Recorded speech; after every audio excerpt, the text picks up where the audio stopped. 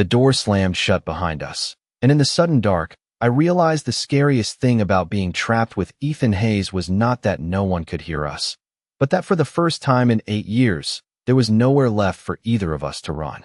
His voice came from less than 3 feet away, low and steady, calling my name like he was trying not to panic me. "Noah, stay still. I'm right here."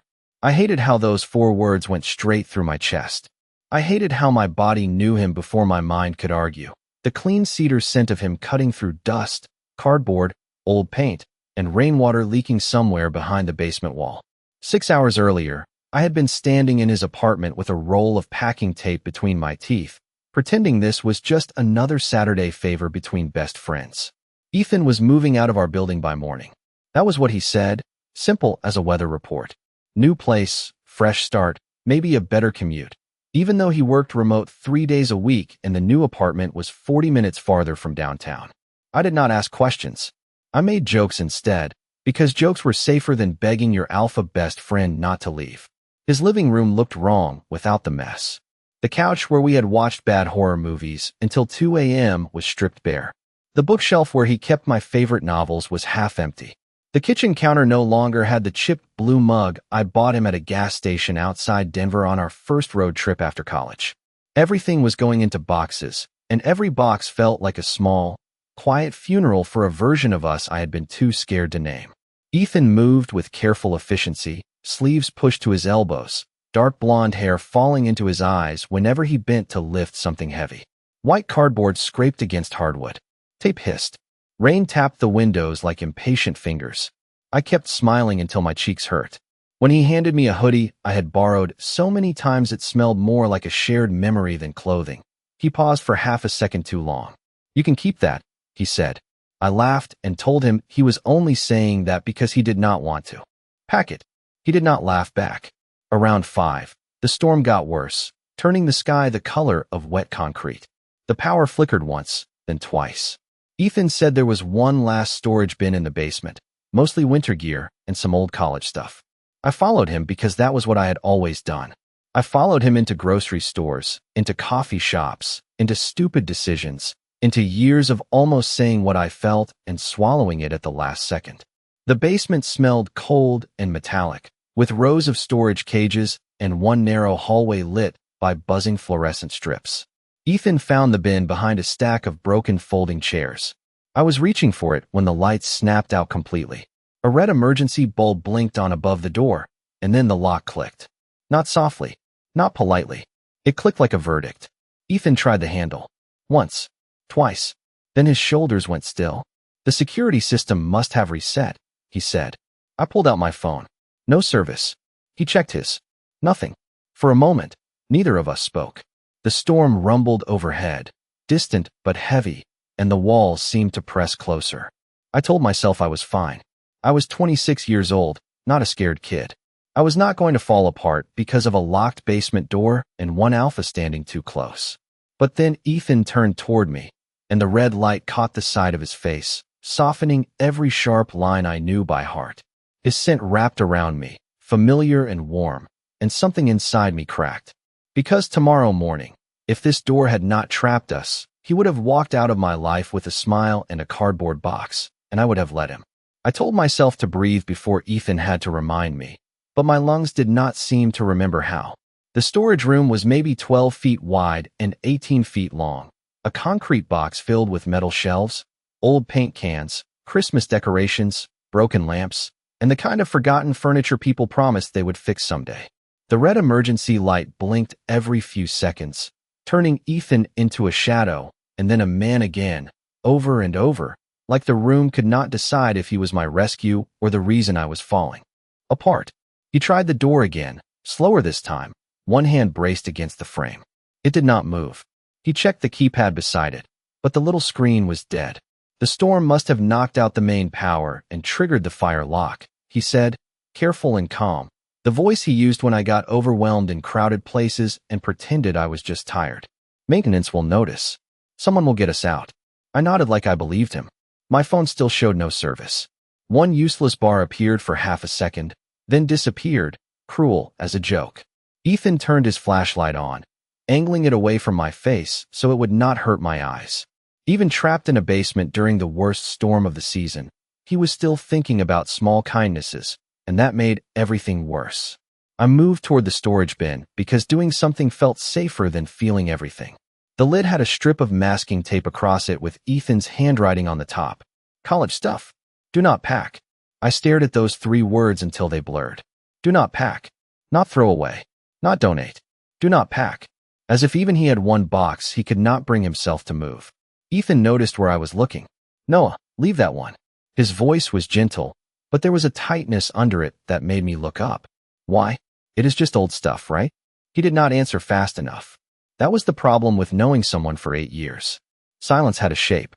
I could tell when his silence meant patience, when it meant anger, when it meant pain. This silence had locked doors of its own. I crouched before he could stop me and peeled back the tape.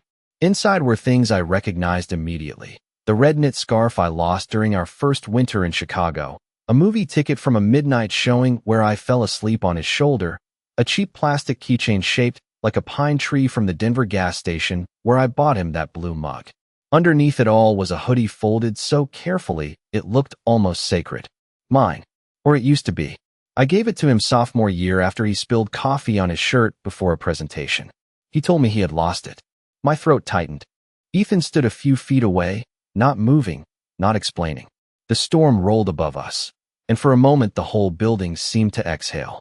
You kept all this, I said. It was barely more than a whisper. His jaw flexed once. I keep a lot of things I should let go of. The words landed between us with more weight than the locked door.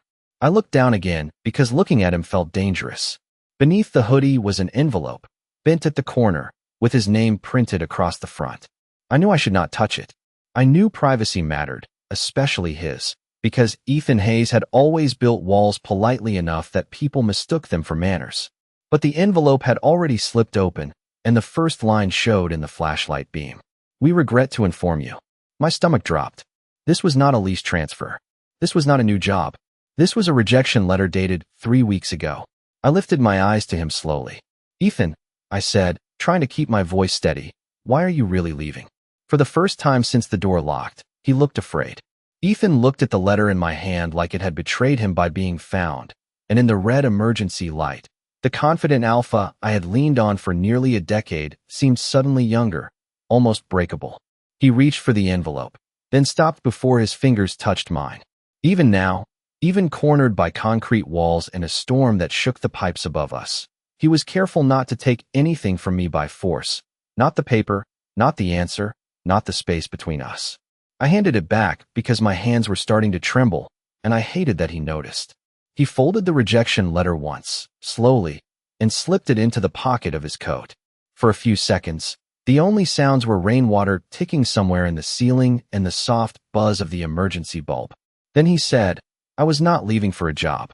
I already knew that, but hearing him admit it still made the room tilt. Then why? My voice came out smaller than I wanted. Ethan turned away, dragging one hand through his hair, and the flashlight beam swung across the shelves, catching on dusty ornaments, a cracked picture frame, the edge of my old scarf. Because staying was turning me into someone I did not know how to be, he said. The words were controlled, but barely. Every day I woke up across the hall from you, heard your coffee machine, saw your shoes by your door, watched you smile at me like I was safe, and I kept wanting more than I had any right to want. My pulse hit so hard it felt visible. More than what? He laughed once, without humor, and shook his head. More than late-night takeout.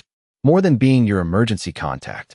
More than sleeping on your couch during your bad weeks and pretending I did not spend the whole night listening to make sure you were breathing evenly. More than being the alpha you trusted because I never asked for anything. My throat closed. I wanted to answer, but the room had become too warm, or maybe my skin had. Stress prickled along my arms, sharp and uncomfortable. The old instinctive part of me recognized too much at once. Closed space, storm pressure, Ethan's cedar scent, years of buried longing suddenly pulled into the open. I stepped back, bumping into the storage shelf hard enough to rattle a tin of old screws. Ethan noticed the change immediately.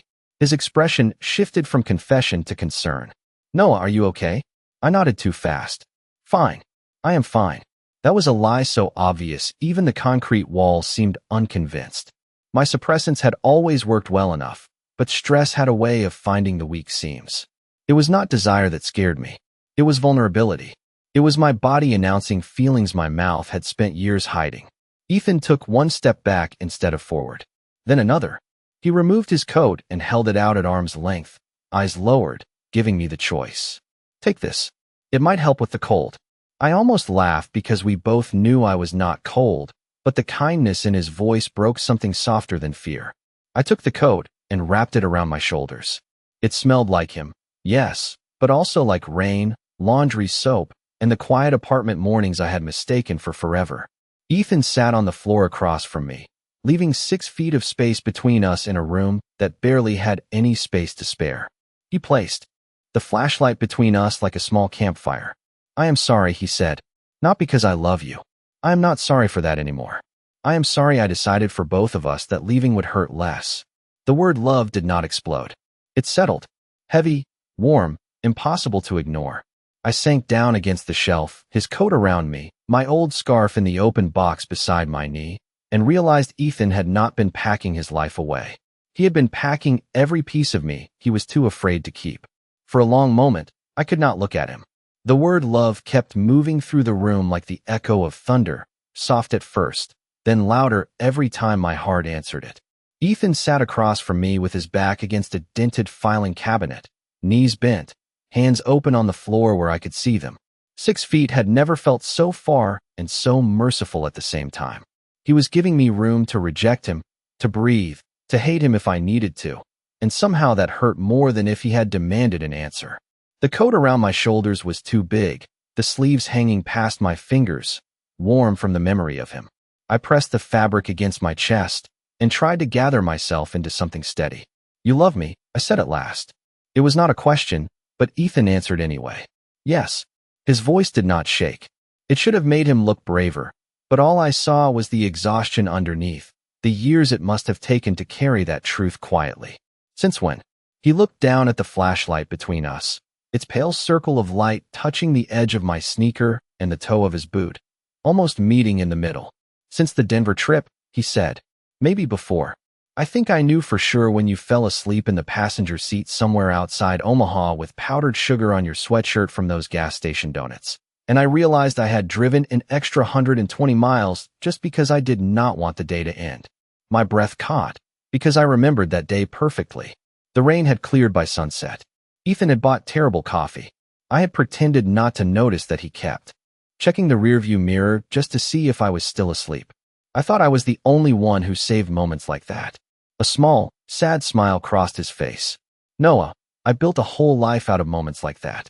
The basement seemed to shrink around us, not in a frightening way this time, but like the world had narrowed down to the truth we had avoided for too long. I wiped at my face with the heel of my hand, embarrassed to realize I was crying. Ethan shifted, instinct pulling him forward. Then he stopped himself so abruptly, it was almost painful to watch. Do you want me closer? He asked. Not may I, not let me, not anything that would make the decision his. Just a question, offered gently. I nodded once. He moved slowly, crossing half the space and sitting beside the open storage bin, still leaving enough room that I could leave if the door magically opened, enough room that my fear did not have to fight him. I looked into the box again and saw myself everywhere. The scarf, the keychain, the movie ticket, a napkin from the diner where I had once drawn a terrible cartoon of him as a grumpy bear. You kept these because you loved me, I said. He gave a quiet breath that was almost a laugh. I kept them because they were proof I was happy. The honesty of that broke me cleanly. I hugged his coat tighter and finally said the thing I had buried under jokes, coffee runs, emergency contacts, and 8 years of almost. I loved you too. Ethan went completely still. The words were so simple that I almost hated them. They were not enough for the nights I had lain awake listening to his footsteps across the hall. They were not enough for every time I had watched him date people who looked nothing like me and told myself I was glad he was trying to be happy. They were not enough for how terrified I had been when he said he was leaving. But they were true, and truth had weight. I loved you, I repeated, my voice cracking. I love you. I just thought being your best friend was the only place I was allowed to stay. Ethan closed his eyes as if the sentence had reached something deep and tender. When he opened them again, they were bright, Not with alpha command, not with possessive certainty, but with relief so fragile it made him look almost human in a way I had never seen before. "Then we were both fools," he whispered. Above us, something groaned in the pipes, and the emergency light flickered hard. For one wild second, I thought the power was coming back. Instead, the room fell into deeper red, and somewhere beyond the door, a distant alarm began to chirp. The alarm was not loud at first. It was a thin, stubborn chirp somewhere beyond the locked door, the kind of sound people ignored in apartment buildings because old systems complained about everything. But in that basement room, with the storm pressing down on the ceiling and Ethan sitting close enough that I could feel the warmth of him without being touched, it sounded like a countdown. Ethan turned toward the door, listening. "That might bring maintenance," he said, but his voice had changed. Not panicked. Never panicked. Just sharpened, focused, the way he sounded when something had to be solved. I should have been relieved. A few minutes ago, all I wanted was to get out. Now the thought of that door opening felt almost unfair, like the world had interrupted right when we had finally stopped lying. I wiped my face again and gave a shaky laugh. Great. We confess 8 years of feelings, and the building decides to join the conversation. Ethan looked back at me, and for the first time that day, he smiled for real. It was small, tired, and devastating. I missed that smile before he even left. The realization hit so hard that I reached for the edge of his coat just to ground myself. He noticed, of course. Ethan noticed everything. "Noah," he said softly, "what do you need right now?" The question should have been simple, but no one had ever asked it like that, as if my answer mattered more than his instinct to fix things. I looked at the door, then at the open box of memories, then at him. "I need you not to disappear after this," I said. His smile faded, not because he was hurt, but because he understood the exact shape of my fear. "I am not going anywhere unless you ask me to. You were going this morning." His eyes dropped. "Yes, because I convinced myself distance was noble." It was not. It was cowardly with better vocabulary. I almost laughed, but the sound broke in the middle. Outside the room, the alarm chirped again, then stopped. Silence rushed in behind it. Ethan shifted closer by a few inches, still careful, still waiting for permission that I had never realized he was always giving me. I thought about every moment I had mistaken his restraint for indifference. The hand he never let linger on my back too long.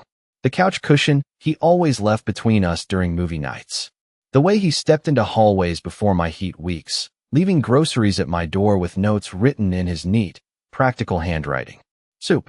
Electrolytes. Call me if you need anything." I had thought those notes meant friendship. Maybe they did.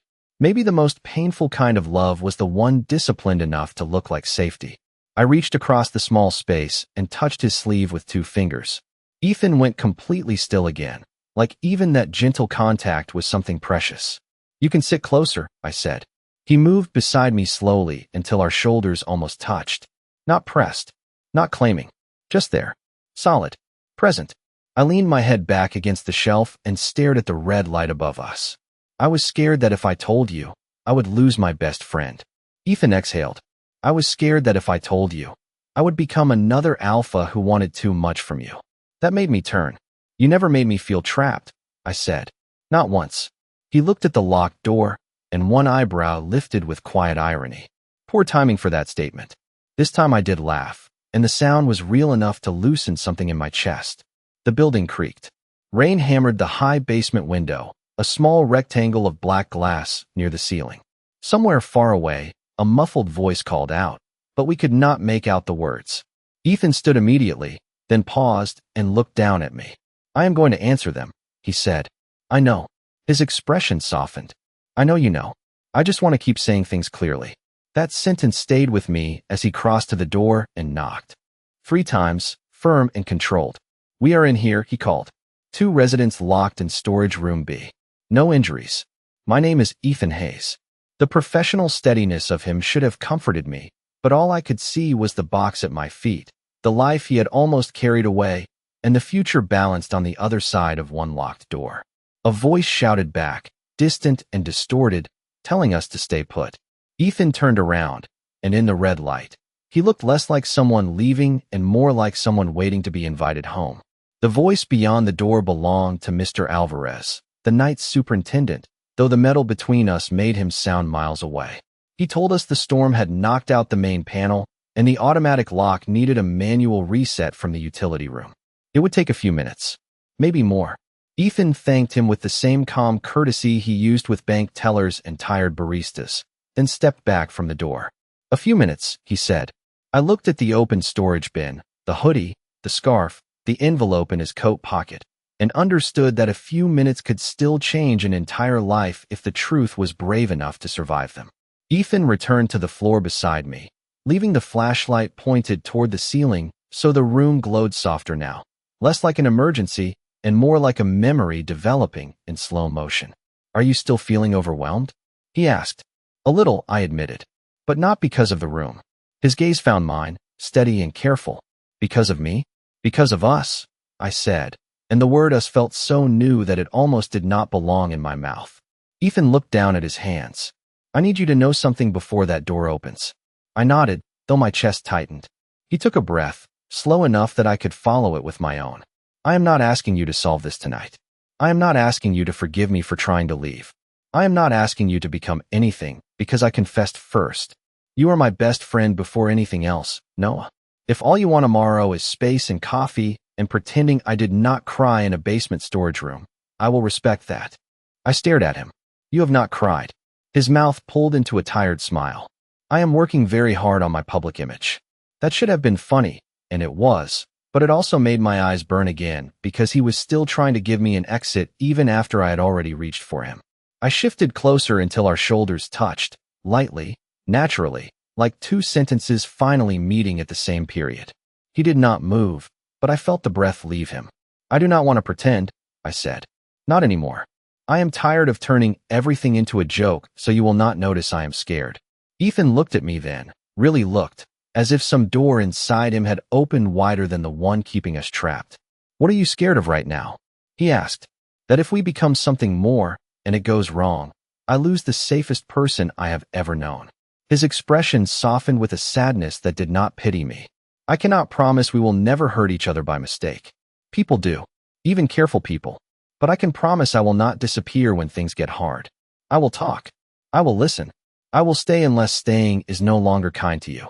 That was the difference, I realized. Ethan did not speak like an alpha trying to win. He spoke like a man trying to be worthy of being trusted with something fragile. Above us, the building groaned again as the power tried and failed to return. A strip of white light flashed under the door, then vanished.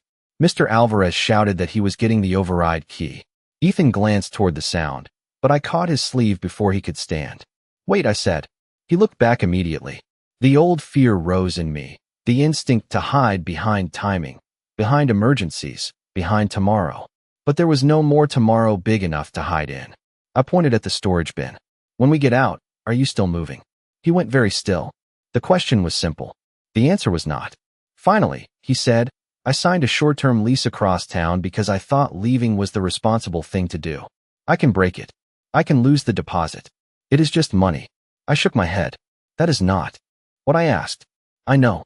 He swallowed. "No. If you want me to stay, I will stay." The lock clicked once, then jammed. Mr. Alvarez cursed softly on the other side, then apologized through the door. Ethan almost smiled. I did not. My heart was too busy climbing into my throat. "I want you to stay," I said, and for once my voice did not crack. "Not across the hall because it is convenient.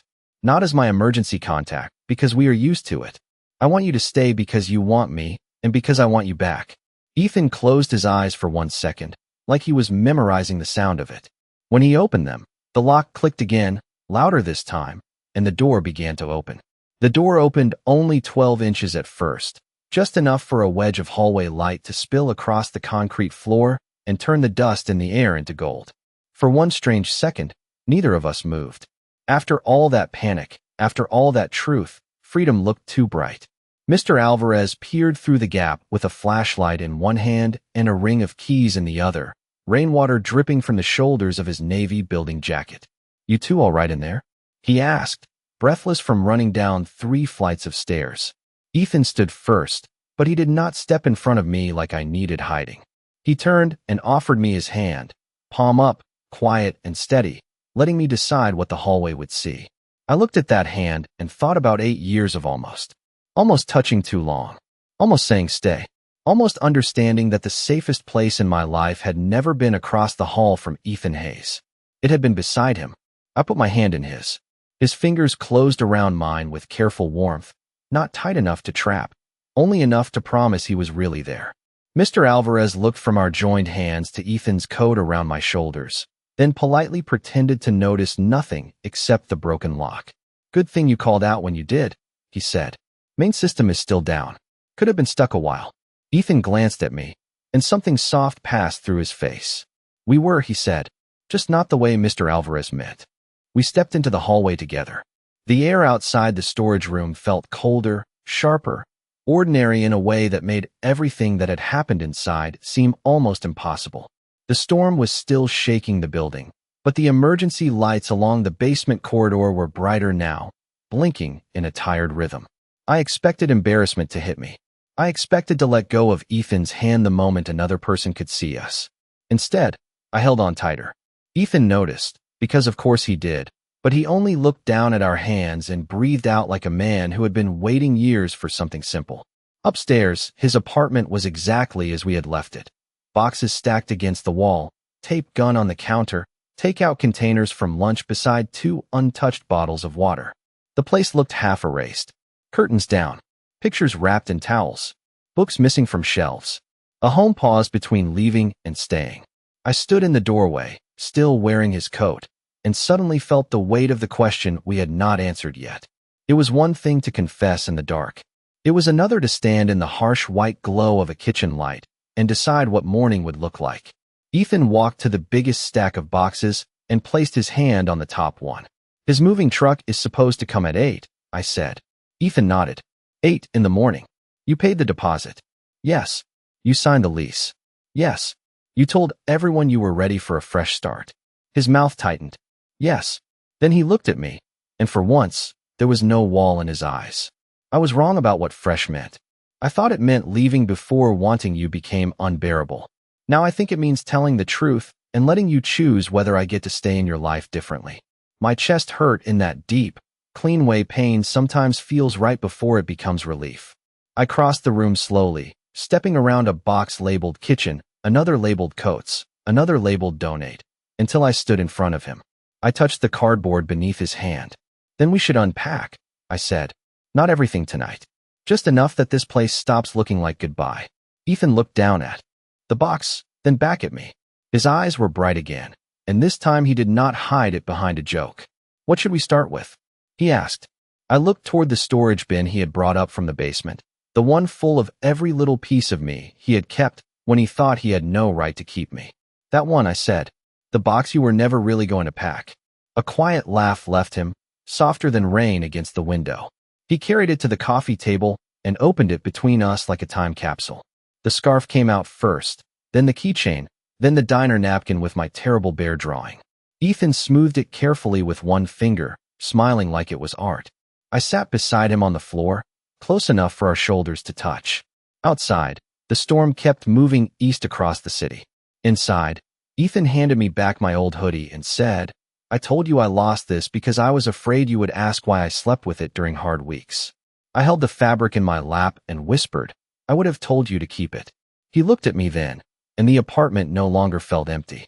It felt like a room holding its breath before becoming home again. By midnight, the apartment no longer looked like a life being erased. It looked like a storm had passed through and lost an argument. The couch cushions were back in place. The blue gas station mug stood on the kitchen counter beside Ethan's coffee maker.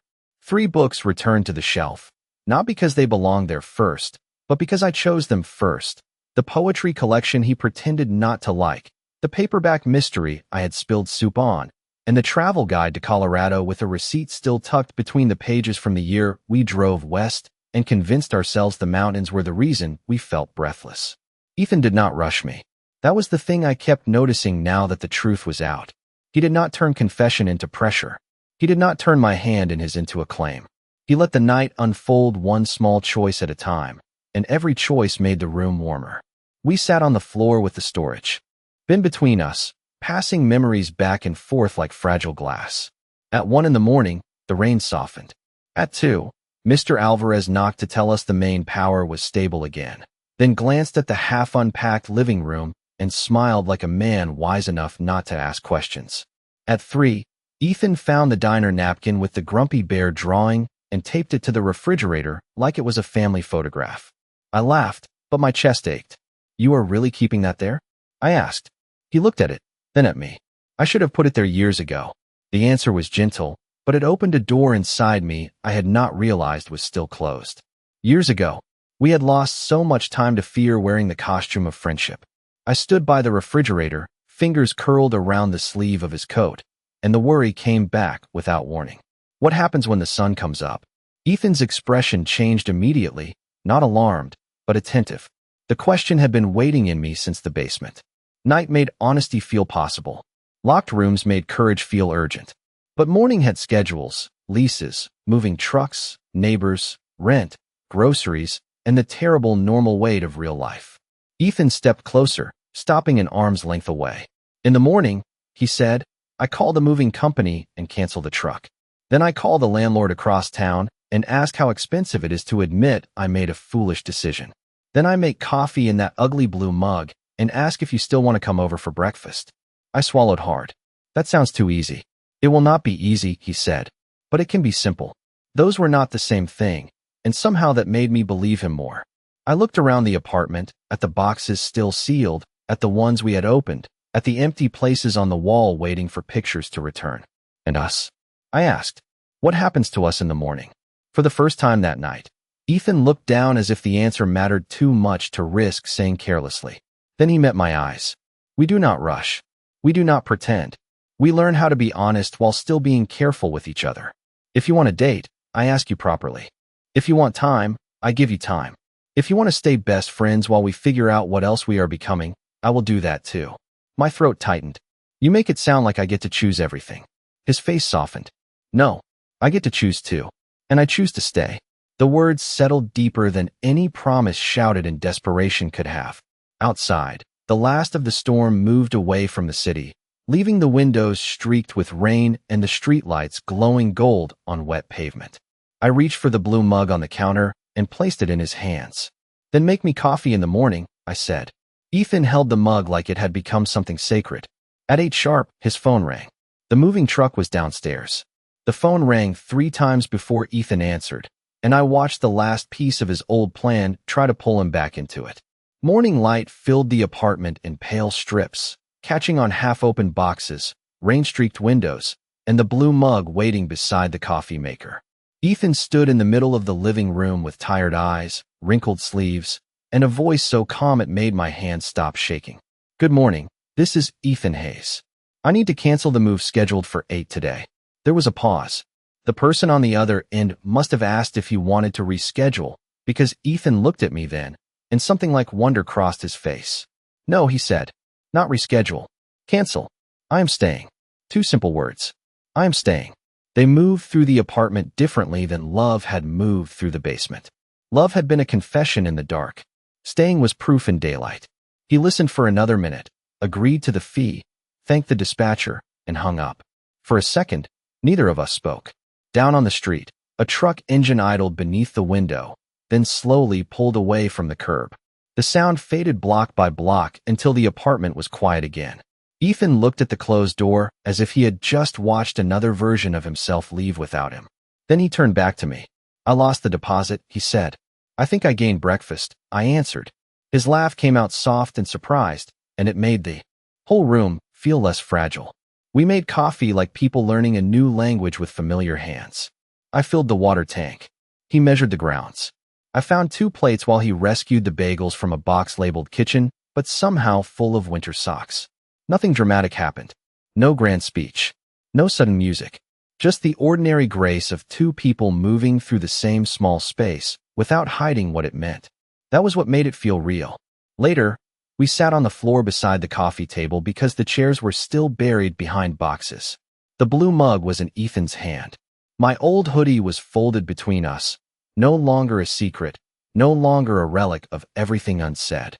He spread cream cheese on a bagel with the seriousness of a man signing a treaty. I watched him and felt the fear return in a smaller, quieter shape. "What if we mess this up?" I asked. Ethan did not brush the question away. He set the knife down, wiped his thumb on a napkin, and thought before answering. Then we tell the truth sooner next time. That was not a perfect promise. It was better. Perfect promises always sounded too clean to survive real life. This one had room for bad days, awkward mornings, canceled trucks, unpaid fees, and two people who had spent 8 years loving each other carefully in all the wrong ways. By noon, we had unpacked enough to make the apartment look lived in again. The couch faced the window. The Denver mug had its place. The Grumpy Bear drawing stayed on the refrigerator. Ethan called the landlord across town and admitted, with painful politeness, that he had made a personal decision and would not be moving in. I heard the other person's muffled confusion through the phone and almost smiled. When he hung up, he looked lighter by 10 pounds. Not free of consequences, but free of the lie. That evening, after the storm had washed the city clean and left the sidewalks shining under amber streetlights, Ethan walked me across the hall to my own door. For years, this was where we said good night and pretended the ache between us was just friendship stretching too far. This time, he did not step away too quickly. I did not either. He touched the edge of my sleeve, barely there. "Breakfast tomorrow?" he asked.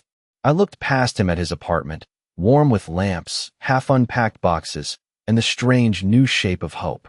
"Yes," I said, "but I am bringing the good coffee." His smile was quiet, beautiful, and completely unguarded. When I closed my door, I did not feel abandoned. I leaned against it, listening to his footsteps settle across the hall, not leaving, not running, simply home. And for the first time, the space between our apartments did not feel like distance.